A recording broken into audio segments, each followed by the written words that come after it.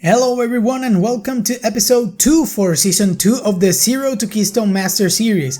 As always, I am Diode and I'll be your lovely narrator for this past week's dungeon runs, gear upgrades, and of course, disappointments. And the disappointments began because I tried to be cute, I wanted to elevate my recording quality and started changing stuff in OBS and guess what? I lost it all.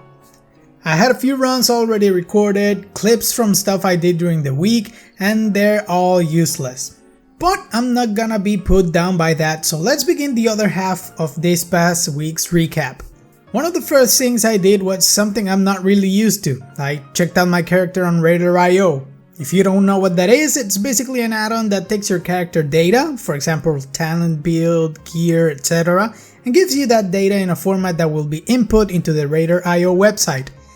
I'm not gonna make this into a Raidbots guide because I'm learning to use it myself. Just know that it is a resource that will guide you to optimize your character by telling you what combination of items will give you the best DPS, the items that would increase your DPS based on your current gear, and where to get that gear by filtering out raids and dungeons of any level. There are many guides here on YouTube that will help you understand the process of it all, and I've linked a few in both the description of this video and the pinned comment down below. Speaking of data, did you know that only 9% of you are subscribed to my channel? I've seen a lot of new views on my latest videos and I know I'm playing a Shadow Priest, so it may look a bit suspicious that I want more people to follow my Lord Nasoth, but don't be shy. Join the others. We're nice. I promise. In fact, for every new subscriber to the channel, a hunter will learn how not to wipe your Mythic Plus group, and I will spam a triumphant roar echoes from atop the seat of the aspects as Nazuro, the Unbound Legacy, is formed over trade chat in every major city. Did that get you to subscribe? Good. Let's move on to the video. To begin on dungeon runs for the week, I put a group together for Neltharus Lair, a dungeon that came out in Legion over in 2016. This is my first time running with a monk tank, so best of luck to the paladin healer in the group. This key is just a +9, so it shouldn't be too hard, I think. And considering we +3 the key with only 3 deaths and over 14 minutes remaining, I guess I was right. Watching the recording, I couldn't find anything of note to talk about, so I'll just take the win and enjoy my success. For the second dungeon of the night, I make up a new group and head into the Legacy of Tyr with a Demon Hunter tank. I have no idea if I've gone back to repeat this after revealing my Shadow Priest for this challenge, but I am absolutely in love with both the gameplay and the aesthetics of the class.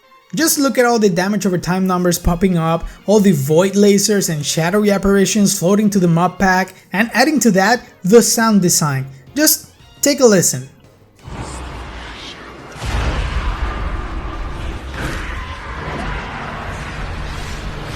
All those dark whispers from beyond the veil, the homing and droning, and I just love it.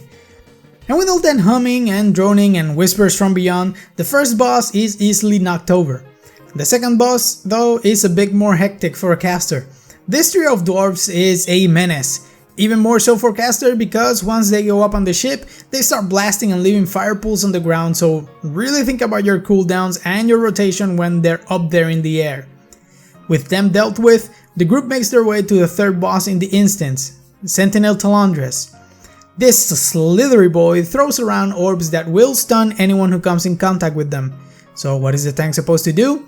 Kite the boss through them. Correct. And what does the DPS do? Group them together. Great job! And why do we do this? Because the boss stacks a damage buff called Unrelenting, and when the boss reaches 100 energy, it becomes inexorable, making it immune to stun effects. Cool detail about that is that if the orbs spread too far, player stun abilities do work on this boss to remove a stack of the buff, so get those keybinds ready and help the group. The fourth boss, Emberon, is a titan construct that guards the doors that lead deeper into the dungeon. The fight is relatively simple, you DPS the boss while paying attention to the fire pillars moving around the room. Those really hurt. Sometimes players will be targeted by an AoE explosion, so be sure to stay away from others. And finally, once the boss reaches 100 energy, he will begin the Purge Protocol. This phase deals AoE damage to the group every so often, while 2 lines of fire rotate around the room, one-shotting anyone who touches them. Organize and stack with your group so you can take down the active golems protecting the boss. Once they're dealt with, the boss becomes active again and you can whack it a few times until you defeat it. While making our way down to the next boss, the group encounters a room full of earth warders and golems. I learned that you can either interrupt the Curse of Stone cast from the warders, or if your interrupt is on cooldown, you can line of sight it to not die like I did here. So fight close to the group and near the pillars. After that, you start encountering the infinite Dragonflight with a myriad of agents and reavers standing between the group and victory. For the agent, you want to stay alert for when they cast Hasten. You want to interrupt the cast or dispel the buff as soon as possible, or else the tank will start taking a lot more damage from the frenzied Draconids. For the time reavers, be sure to keep them on lockdown with stuns and other crowd control abilities because of their stolen time debuff. It starts building up fast and it does a lot of damage, and it will put a lot of stress on the entire party because everyone is also losing haste. If you're a class that can dispel, like a priest, you can cast Mass Dispel to both remove the buffs from the enemies and clear all the stolen time stacks from your group. Lastly, at the last boss, Chronoloord Deos, or as Twitter likes to call him, Oni-chan. For this fight, you want to stack with the group so all the timey-wimey spinny whirlies of death cover the room bit by bit, not like we do here where we have them spread all over the place. There are other abilities that spawn the pools under you, so be aware of where you are and the space you have to move around you. Once the boss runs out of energy from spanning the time whirlies, he rewinds time to regain energy and gracefully grants you a huge haste buff while you stand in the pools during the 2018's YouTube Rewind. Yeah, it's rewind time. So stay out of the pools unless during Rewind, pop your cooldowns and beat the boss. Easily. Finally, I get my best in slot staff for the time being until I can get enough gold and materials to get a primal molten spellblade crafted. After spending a while trying to make a group with no success and failing at being invited into Mythic Plus groups, I decided to queue up for the LFR Sarkreth fight. I'll explain why while you guys enjoy the fight. I'm dead, so I'm just looking around the room, which is beautiful by the way, with the starry void surrounding every wall, roof and floor of this place, but I digress. Why am I fighting Sarkreth on LFR? Well, I still haven't finished that quest for the Sarlacc Caverns campaign, and it rewards reputation, which will come in handy after Tuesday as a shortcut for the Aiding the Accord quest, which requires 3000 reputation. After that, you just grant 1500 rep from the caverns and you get the Niffin quest and the Accord quest done at the same time for 2 pieces of gear. The story continues with yet another Underrot run, this time at plus 13. I pick up, literally, the first 4 people that sign up to the run. Risky? Yes. Do I really mind? Nah. So you're probably tired of both seeing and running Underrot yourself, so I'll only highlight some cool points in this run. First of all, the tank was way over geared for a 13. According to the WoW Armory, he's sitting at 438 item level and has already achieved Keystone Master. Was he farming crests by running this 13? Probably. Am I grateful that he queued up to my group? Hell yes, I'll usually whine a bit.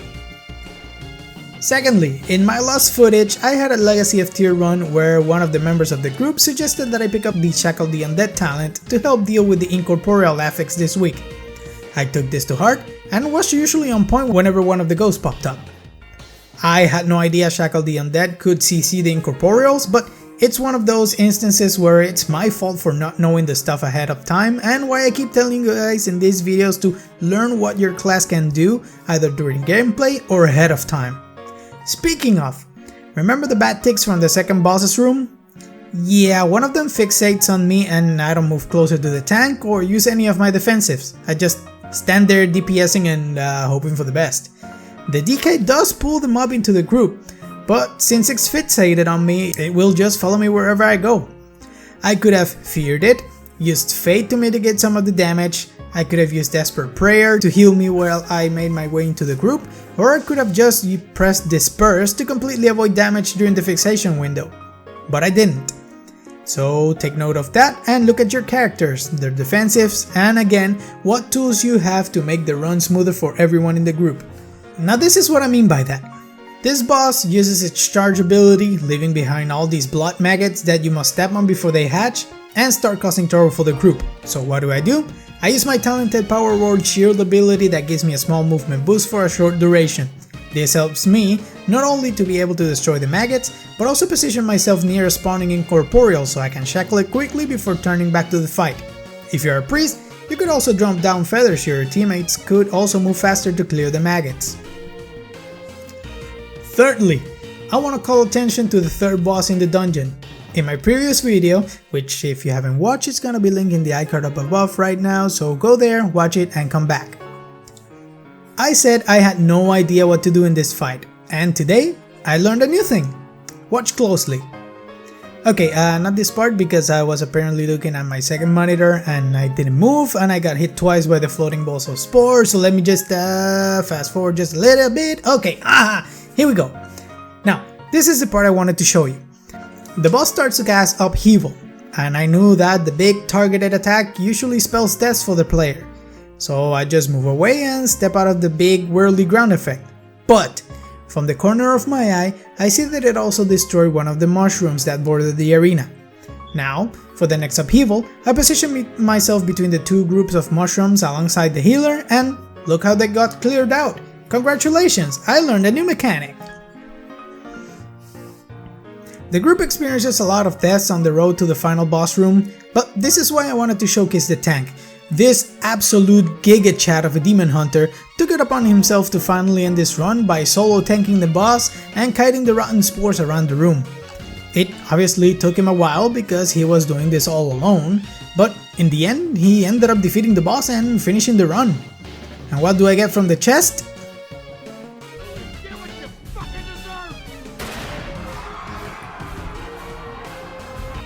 Next dungeon, and the first protection warrior I have seen on Season 2. And now that I look at it, I had no idea I invited 2 other cloth classes. Maybe I'll get lucky with a drop, or they get unlucky and can pass it over to me. So let's see how this one goes. For this next course, we're running a plus 12 Neltharus with an overly geared Shadow Priest, and I'm definitely not talking about myself this time.